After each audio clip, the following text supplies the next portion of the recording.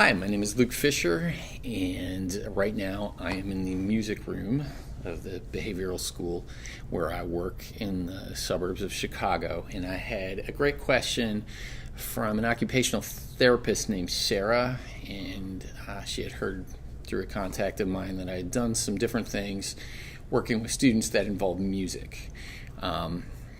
So my background, I am a classically trained guitarist. That's my primary instrument. I have a degree in music performance, but in an attempt to be practical, I have a master's degree in school psychology. I was a school psychologist for 6 years. I was always trying to incorporate music into what I did with the students.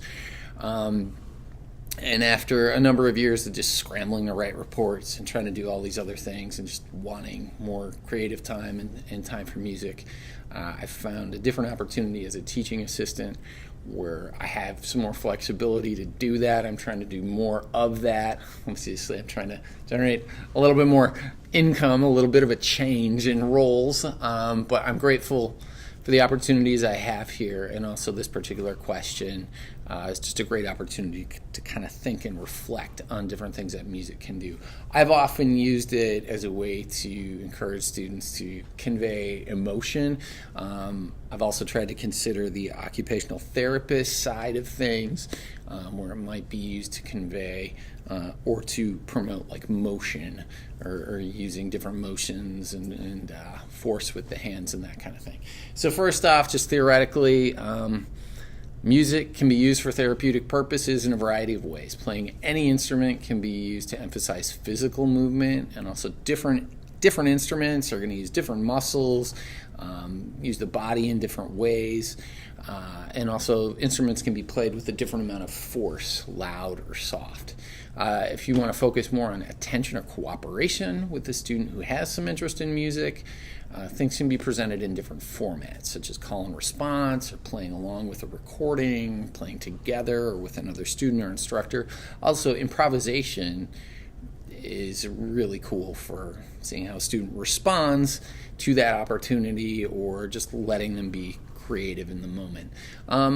Also, as far as emotions go, I mean, simple things can really be helpful in conveying different emotions on an instrument. So something as simple as changing the volume or adjusting the speed can give something a very different feel or nuance. So those are some simple things that can kind of be tapped into fairly quickly with some basic exercises. So some different ideas right now. I'll move a little bit through some different instruments. First of all, my primary instrument is guitar. So sometimes it's hard to pick up a guitar. It's more natural for some people than others. Some students like to just strum on it. Honestly, an open guitar chord is E minor at 11, or E minor 7 at 11. It's got this kind of nebulous sound. So one thing I will sometimes do, I'll use dadgad tuning, where things are tuned a little bit differently, but to just get a decent sound, I'm going to tip down here for the guitar. I have this guitar just tuned to an open D chord. So I'm not increasing the tension by tuning strings up. Any strings that are altered from a standard tuning are tuned down. So I've moved the E string down to a D. This is still A, D. I moved the G down to an F sharp. B went to A. And then the E string down to a D. So these are all Ds. When I strum it, it is automatically a major chord. It sounds fairly nice. Make sure it's in tune. So this, if a student just wants to mess with rhythms,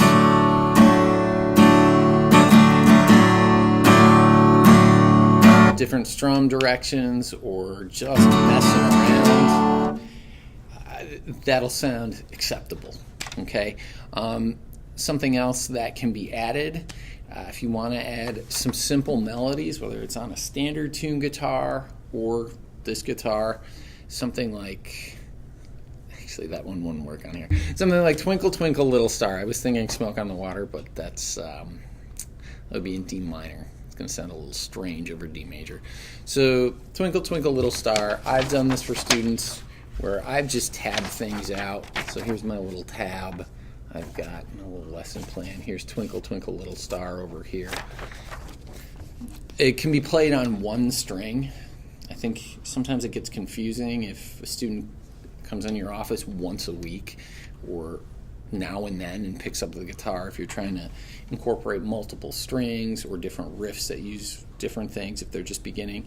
So sometimes I'll use just a number system with tab, but I'll put it on one string. So Twinkle Twinkle Little Star has 7,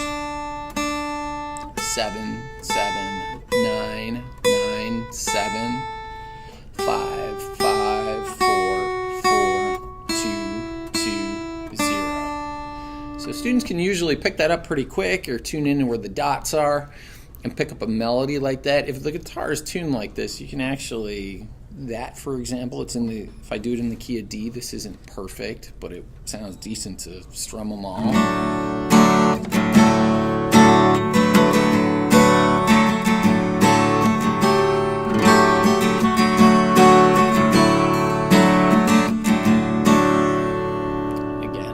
It's more, this is almost kind of an approach of playing something like a dulcimer, where you just strum them all, and those wouldn't be the actual chords. It's not D over the whole song.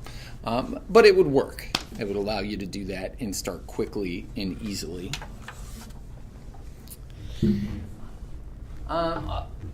Also, too, this guitar is in standard tuning. If you're just playing straight melodies, those melodies could be played on any string, so if a student gets bored doing it in one place, you can always move it elsewhere.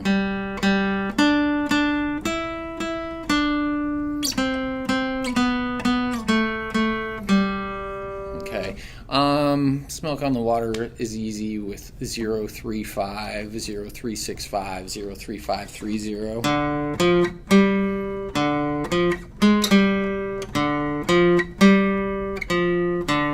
So the standard way to play that is actually with double stops.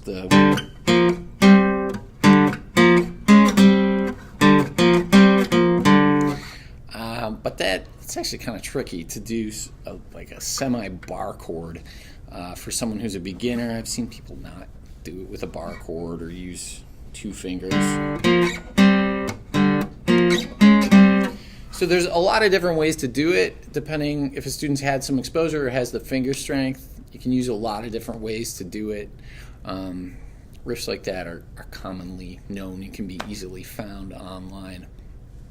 Something else I like to do if a student does have some experience, sometimes I will do what I refer to as like chord reductions or easier chords, such as power fifth chords. So blues tends to be 1, 4, 5 progressions, or simply you can say we'll use the A chord, maybe leave out that finger. I would just simply, I'm just using open fifth string, fretted fourth string to create an A5 power chord. Same thing with D, another one finger chord, also E5. So that allows me to kind of go through a blues progression.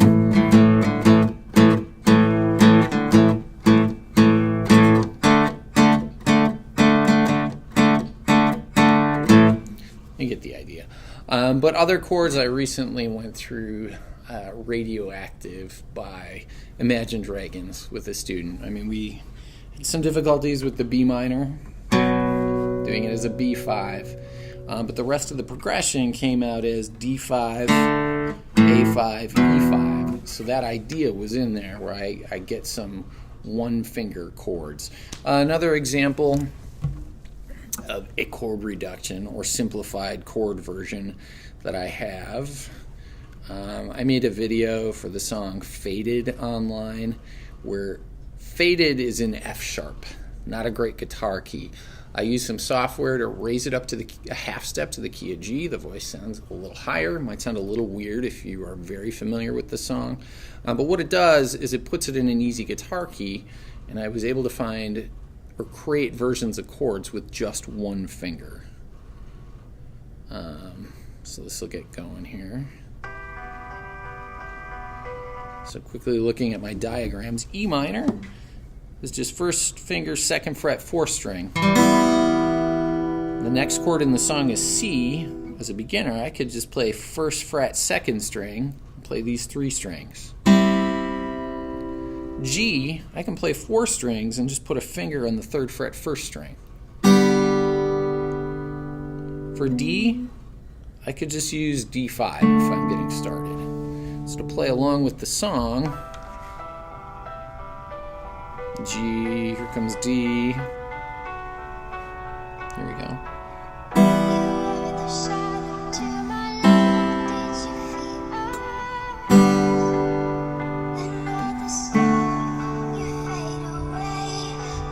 So that video, I have a link from YouTube. Some people have stumbled upon it. I'm not famous yet, but watch it like 50 times for me and like it, and that would be awesome. There's a lot of things you can do to just provide the one finger and have a little bit of a challenge. The other thing with these chords is you can encourage the use of different fingers. Here's finger 2, finger 1, finger 3. I mean, 4 is your weakest finger. You could have them do that, but that would work to get it started and use some different fingers, even to create the one finger chords. All right, so here I've got a bass guitar, standard tuning, standard setup, 4 strings. One of the nice things about using a bass guitar with students is there's not the expectation to play chords on this. Usually it's played 1 string. I mean, it sounds nice to have intervals like that, but it's kind of a more advanced bass concept. Typically, often, bass is played 1 string at a time. Another nice thing is you can play with the fingers. So depending on your purpose, I mean, I like playing with fingers, but I'm classically trained. That's crosses over pretty naturally. A lot of rock players play bass with a pick. That's fine. But again, 1 string at a time is often easier. And I think a lot of people see guitar players playing blazing fast guitar solos. I mean, there's bass players that do stuff, but it's a little different expectation. It's usually kind of a foundation rhythm section instrument. So again, fingers, you can just use 1 finger on here. A lot of people use 2. It's pretty advanced if you're using 3 fingers. I think a lot of the time not a lot of the time, there are times where people might get hung up on technique of, you know, should I do this, or do I use this one or this one? It doesn't really matter if you're getting started. I mean, the preference, index finger is pretty good, or pick. If it feels natural to alternate for speed, that's fine, but if that doesn't feel natural, people can just get started. So something simple on bass, I don't know, Smells Like Teen Spirit. 1, 1, 1, 4. If I'm thinking of like the blues progression, falls in here again with the A1. This is the A string. Move into D. The 5 chord E being here, so there's not even anything to fret for that. Some other interesting things that could work on guitar, be it bass or guitar. If you just follow the dots, I can play along with that. Or if you just follow that, that's like, what is it? I think it's D Dorian. It's like E. I had this tuned in drop D before. E Dorian. So you have the notes E. You can just follow the dots up.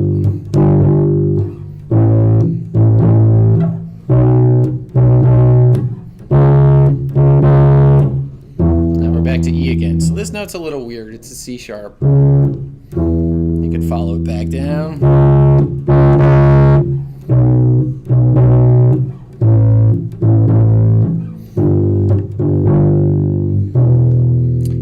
Do it playing the open string, fretting 1, letting it go. So you'd have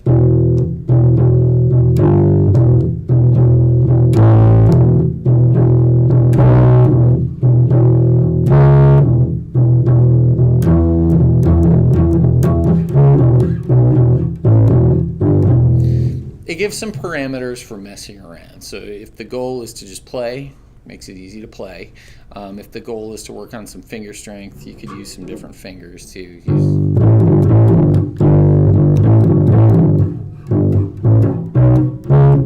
Assign a finger to each fret. I actually have done that with kids to have them sit on a certain fret, and then I can generate the different chords on a guitar if you have any questions about that. But you can always find a song with a bass line. But those are just some ideas if someone's going to pick it up right away, and that can be done on any string.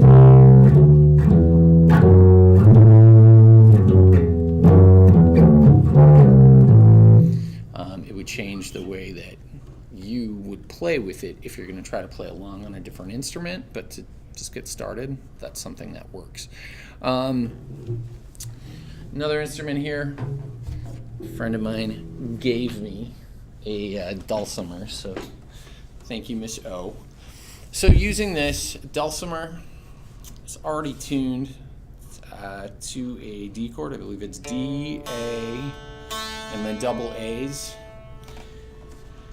My knowledge of this is actually limited, but as far as I understand it, this is our melody string. You don't need to fret them all. It's a little out of tune, I apologize. But if I'm going to play a basic melody, I can stick with one finger if I want.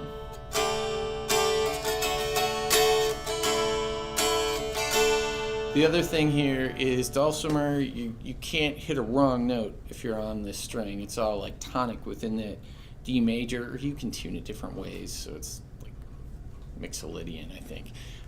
This one I just have as a standard major, but if I move this,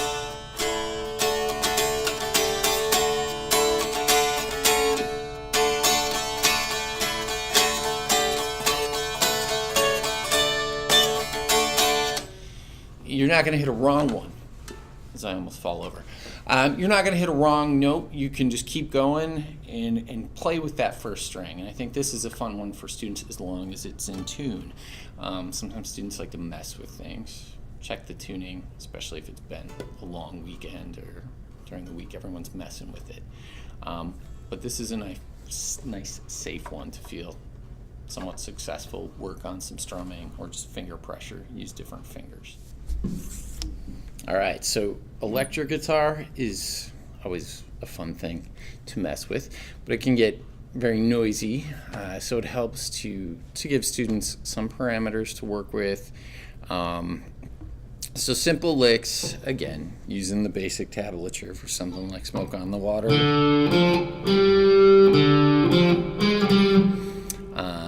If they can get the chords, great. Other ideas, I mean, I've learned stuff from straightforward songs like Smells Like Teen Spirit. That's again using the power chords or just the straightforward two-finger chords. This is actually a cool tune because it gets into muting with just a good technique and kind of fun on electric guitar. It's just another sound that you can get into it. Something else that works for some students, if students have some experience with the guitar, as we mentioned, on the bass you can follow the dots to play the correct frets.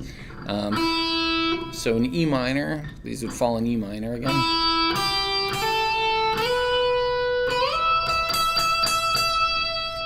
Kind of a fun way to be able to play an E5 chord or an E minor along with the student and have them figure out something to work with. For a student who likes to move around a bit more or likes to improvise, pentatonic scales are an easy spot to start if they are able to play across a couple strings. So this would be E minor pentatonic. Sometimes it helps to feed them little pieces of the scale and say, hey, try doing this.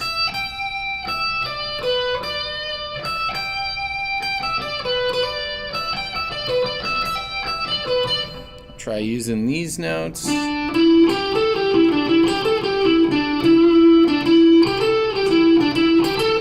You'll notice I'm just using the first and third fingers. There's different boxes located throughout the neck of the guitar that make it make it a little easier to play that and even get proficient or even kind of fast at that with just learning the patterns and box positions. So the basic E minor pentatonic.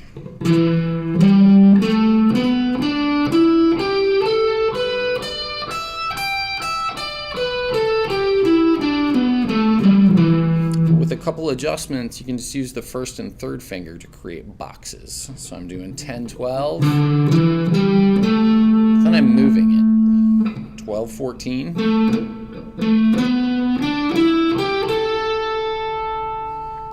I can move it again. 14, 16. Here's another box at 15, 17, 15, 17.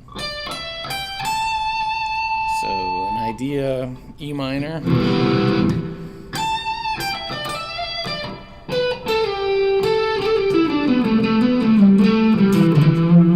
Really only use 2 fingers for that, and it can start sounding pretty cool with some practice. Something else that's kind of fun on electric guitar, can make it a lot easier for beginners or people who want to be loud. Drop D. So I've got D, D, A. Now one finger creates a chord. So a basic sounds kind of dark, but if I follow these frets up, now I'm in D minor.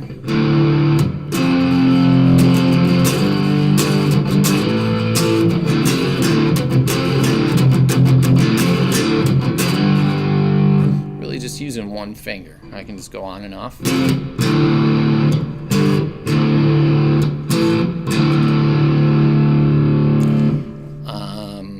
Some students have enjoyed working on the Switchfoot tune Meant to Live.